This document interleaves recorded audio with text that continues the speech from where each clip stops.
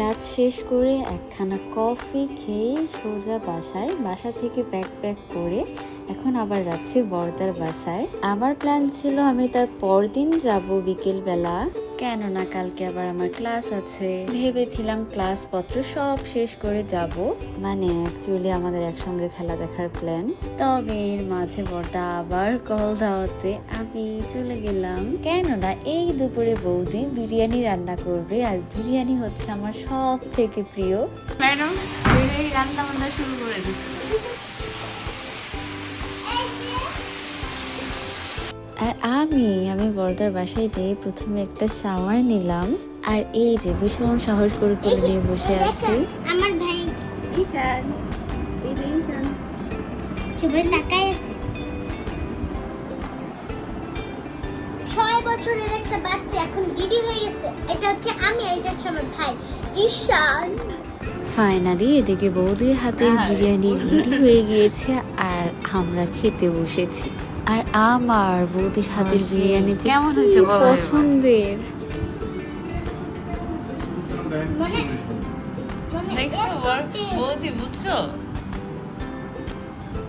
ও মামা আমি যে সে কত দিন পরে আজকে মন ভরে বিরিয়ানি খেয়েছি, একদম গলা অব্দি খেয়েছি, তবু মনে হচ্ছে আরো খাই, মানে মন আর ভরছে না, এত ইয়াম্মি।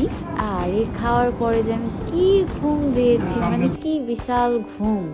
আমাকে ডেকে না তুললে আমি হয়তো এই রাতও পার করে দিতাম। তারপর এই তো এবার সবাই মিলে আমরা সন্ধ্যে চা খাচ্ছি।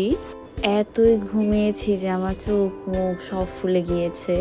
এই যে আমি কি পরিমাণ ঘুমাতে পারি সে আমাকে যারা শুধু সামনে থেকে দেখে তারাই বিশ্বাস করবে, তা বাদে কেউ মানতেই পারবে না। একটা মানুষ এত কিভাবে ঘুমায়। এই যে আপনি একটা ভিডিও বানান, তাহলে কে লাইক করে? আপনি। আমি তো লাইক করি বেশি। তুমি তো আমার পিপিন হও। আর এই যে এদিকে হচ্ছে ঈশান আদর নিচ্ছে বাবার কোলে।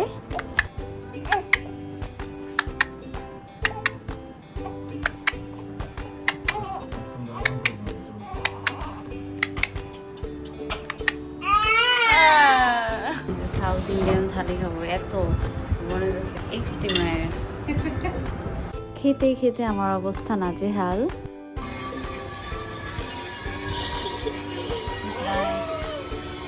আবারও চলে এসেছি। না এখন আমরা এবার ঘুমাবো। দাঁড়া, অফ করো না। হ্যাঁ বলবো। এসো না, আমি কিন্তু আজকে ঘুমিয়ে পড়বো। কালকে সকাল সকাল উঠতে হবে। টাটা। তাহলে আমরা ঘুমাই। Good night.